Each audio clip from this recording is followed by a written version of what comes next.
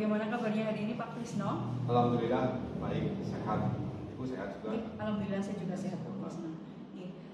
Pada kali ini Pak Krisno akan melakukan proses coaching ya, Pak.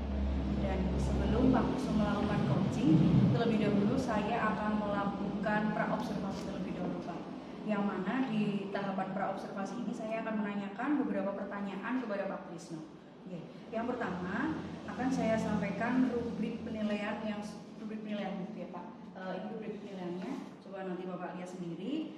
Nah, di rubrik penilaian itu nanti yang akan saya nilai apakah proses coaching yang Pak Krisno lakukan itu sudah sesuai dengan alur tirta atau belum. Kemudian yang kedua, apakah Pak Krisno sudah bisa memberikan pertanyaan yang berbobot sesuai dengan kata kunci yang disampaikan oleh coach. Kemudian nantinya saya juga akan mendengar respon dari coach, apakah sudah sesuai dengan pertanyaan yang Bapak sampaikan. Kemudian nanti jangan lupa juga di dalam proses coaching ini nanti ada prinsip coaching yaitu kemitraan, kemudian proses kreatif dan juga memaksimalkan potensi. Dan pertanyaan yang akan saya ajukan kepada Pak Krisno yaitu kompetensi coaching apa yang ingin Pak Krisno kembangkan dalam hal ini Pak di proses coaching kali ini. Terima kasih. Yang pertama saya ingin mengembangkan potensi untuk kehadiran khusus, kehadiran penuh. Kemudian yang kedua untuk mendengarkan aktif. Kemudian yang ketiga saya juga ingin mengajukan pertanyaan-pertanyaan yang berbobot. Berarti ada 3 kompetensi yang ingin Pak Krisno kembangkan: kehadiran penuh, mendengarkan aktif, dan mengajukan pertanyaan berbobot. Kemudian tentunya ada kompetensi yang secara spesifik itu yang akan dikembangkan Pak Krisno itu kompetensi yang mana Pak? Yang lebih spesifiknya. Lebih spesifik lagi saya ingin 2 sih Bu. Yang pertama itu mendengarkan aktif, kemudian yang kedua mengajukan pertanyaan yang berbobot. Oh, berarti dalam hal mendengarkan aktif atau mendengarkan secara penuh gitu ya Pak, dan mengajukan pertanyaan-pertanyaan yang berbobot gitu ya. Kemudian Krisno, indikator ketercapaian yang ingin dicapai dalam proses coaching kali ini itu apa Bapak? Indikator ketercapaiannya? Ya. Saya ingin melalui pertanyaan-pertanyaan berbobot yang saya ajukan itu saya bisa mengantarkan kunci untuk menemukan solusi-solusi yang terhadap masalah yang diatasi, masalah yang dihadapi. Berarti mengantarkan dan coach sendiri yang berusaha untuk menemukan solusinya, ini Pak. Ya, kemudian silakan Pak Krisno melakukan coaching dengan baik, mudah-mudahan lancar ini Pak. Assalamualaikum. Waalaikumsalam. Ya, Pak Krisno. Alhamdulillah. Monggo pinara Pak Eko. Gimana kabarnya Pak Eko? Alhamdulillah sehat Pak. Mohon maaf ini saya mengganggu waktunya Pak Krisno sebentar. Alhamdulillah pada kesempatan ini saya bisa bertemu langsung dengan Pak Krisno untuk mengobrol beberapa hal. Oke, baik. Terima kasih Pak Eko sudah mau hadir seperti saya. Saya lihat ada sesuatu yang barangkali ingin dibicarakan. Begitu Pak Eko? Betul Pak. Jadi begini Pak, kebetulan saya ini kan mengajar di kelas 6 Pak. Di kelas 6 itu mayoritas anak-anaknya laki-laki Pak. Daripada perempuan lebih banyak anak laki-laki. Nah, ketika pada kegiatan pembelajaran terutama pada jam pertama itu anak-anak kurang kondusif Pak, seperti itu. Ketika saya melakukan kegiatan pembelajaran, saya mengalami kesulitan dalam menjelaskan materi kepada anak-anak tersebut. Jadi yang saya rasakan, saya merasa belum menemukan model pembelajaran yang sesuai dengan gaya belajar mereka Pak. Oh gitu Pak Eko. Jadi pertemuan kali ini rencananya kita akan membahas tentang model pembelajaran yang sesuai dengan gaya belajar anak-anak yang kinestetik. Seperti itu Pak Eko? Betul Pak. Jadi bagaimana caranya ketika di jam pertama atau di awal-awal pembelajaran itu seharusnya masih fit dan masih semangat Pak. Oh gitu. Jadi Pak Eko itu mengajar di kelas tersebut pada saat jam pelajaran pagi. Mestinya yang pada saat jam pagi itu anak-anak masih dalam keadaan kondisi fit dan segar untuk belajar. Betul Pak. Nah, kelihatannya saya tidak punya waktu banyak Pak Eko. Saya hanya punya waktu sekitar 15 menit untuk kita berdiskusi. Kira-kira dalam waktu 15 menit ini terkait dengan itu Pak Eko ingin dapat apa ya? Jadi saya itu ingin menemukan model pembelajaran yang sesuai atau yang tepat dengan gaya belajar anak-anak yang di dalam kelas Pak. Seperti itu. Oh, kalau begitu berarti kita akan membicarakan model pembelajaran untuk anak-anak yang modelnya kinestetik ya. Betul sekali Pak. Kalau berbicara tentang gaya belajar nih, menurut pengamatan Pak Eko, anak-anak kinestetik itu anak-anak yang seperti apa ya? Jadi anak-anak kinestetik itu adalah anak-anak yang lebih suka beraktivitas atau melakukan segala sesuatunya itu dengan bergerak Pak. Jadi mereka itu lebih suka beraktivitas seperti itu. Oh, jadi anak-anak kinestetik itu anak-anak yang belajarnya lebih suka dengan dengan tindakan ya, dengan tindakan. Betul Pak. Kalau model pembelajaran yang melibatkan aktivitas gerak itu adalah skala 10. Sekarang kalau menurut Pak Eko, model pembelajaran Pak Eko yang sudah dilaksanakan itu sekarang itu di kisaran berapa ya? Kalau menurut penilaian saya pribadi Pak, jadi skala yang ada di dalam kelas saya itu antara 4 dan 5 Pak. Jadi saya masih dominan untuk anak-anak visual, jadi saya lebih banyak mengambil video atau PowerPoint atau mungkin sebuah gambar-gambar ketika saya melakukan pembelajaran di dalam kelas. Kemudian saya juga masih perlu banyak belajar Pak terkait dengan materi yang saya sampaikan, mengingat untuk tahun ini materi pembelajaran yang saya ajarkan itu berbeda dengan kurikulum sebelumnya Pak. Sebelumnya kan kurikulum 2013, sekarang masuk ke kurikulum Merdeka Pak, seperti itu. Ya, berarti Pak Eko tadi menilai masih kisaran angka 4 sampai 5 ya. Betul Pak. Nah, kemudian nanti Pak Eko targetnya dengan temukannya model pembelajaran yang sesuai, targetnya itu angka berapa? Mungkin di angka 8 lah Pak. Saya tidak terlalu mau tinggi menargetkannya Pak. Seperti itu. Oh gitu, angka 8. Ya. Menurut Pak Eko, kira-kira bisa tidak mencapai target itu Pak? Insya Allah Pak, sebenarnya saya ada beberapa gambaran Pak. Jadi apa yang akan saya lakukan? Misalnya saya menerapkan model sosiodrama Pak, khususnya untuk materi-materi terkait dengan teori-teori seperti PKN, seperti IPA dan bahasa Indonesia. Nantinya anak-anak akan memainkan peran Pak atau bermain role playing, sehingga nantinya anak-anak bisa berperan sesuai dengan topik yang dipilihnya masing-masing.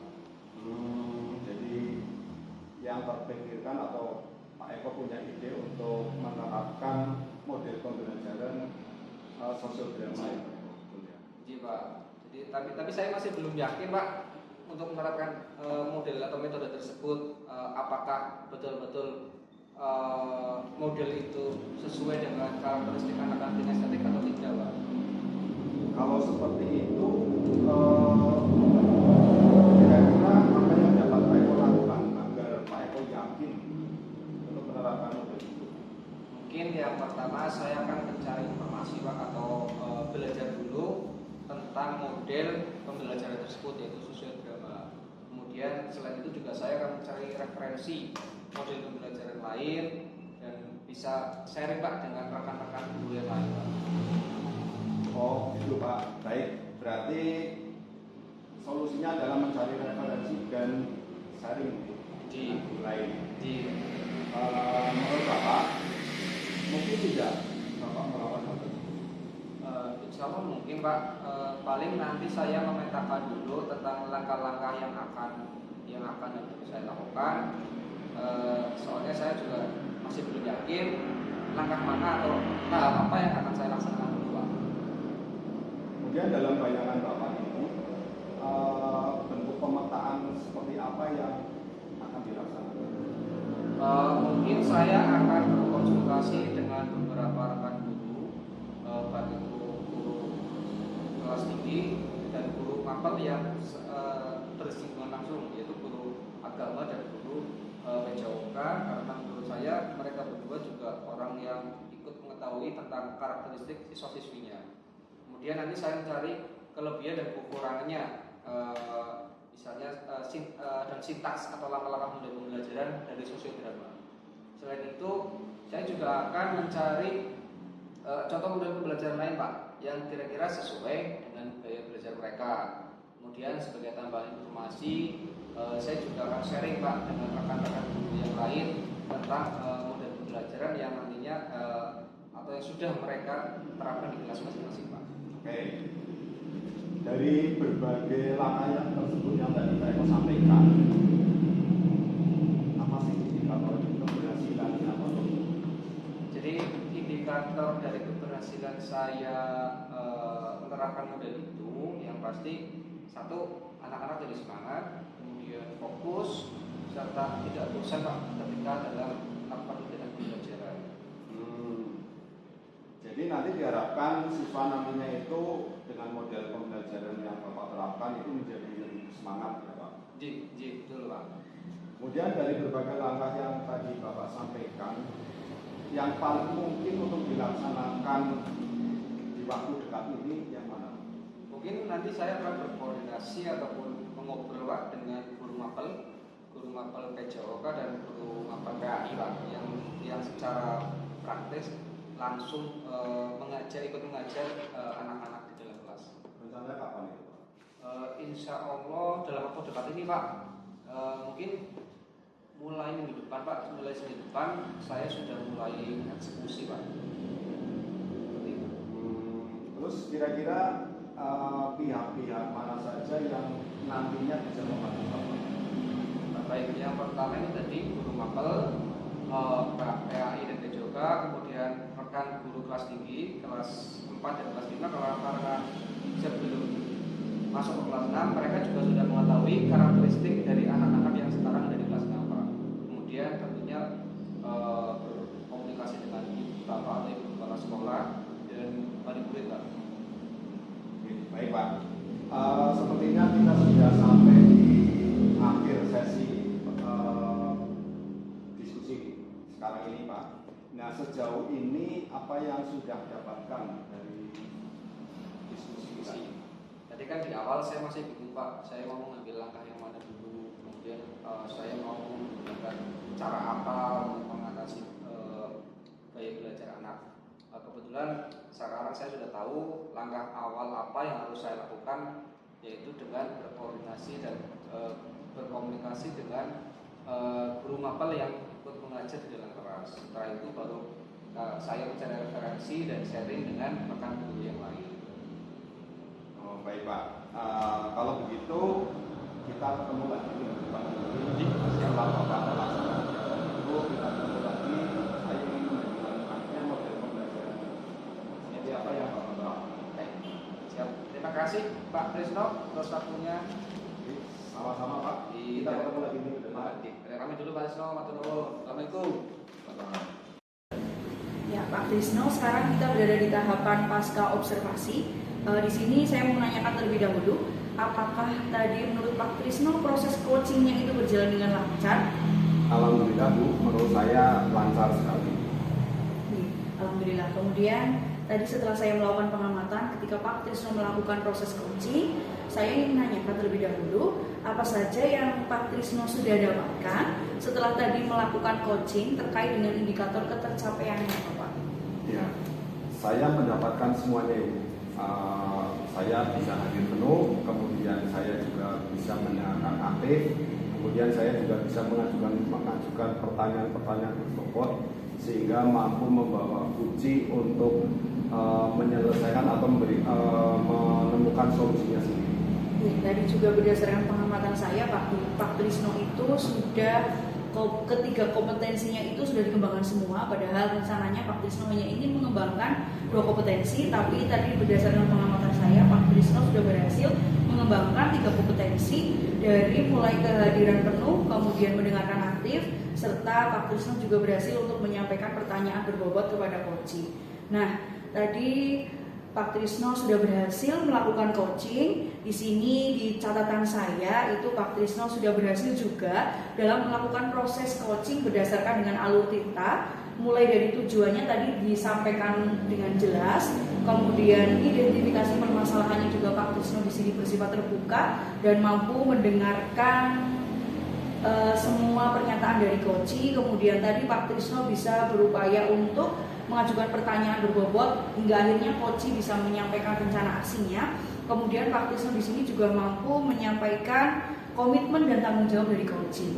Nah, di sini saya tadi juga sudah mendengarkan pertanyaan dari coach Pak Trisno dan mendengarkan respon dari coaching. Tadi Pak Trisno sudah fokus juga dalam mendengarkan aktif, sudah mengajukan pertanyaan berbobot, semuanya sudah tercover oleh Pak Trisno. Dan alhamdulillah proses coaching kali ini luar biasa sekali sama Pak Trisno. Kemudian saya ingin menanyakan lagi apa kompetensi yang ingin Pak Trisno kembangkan ke depannya.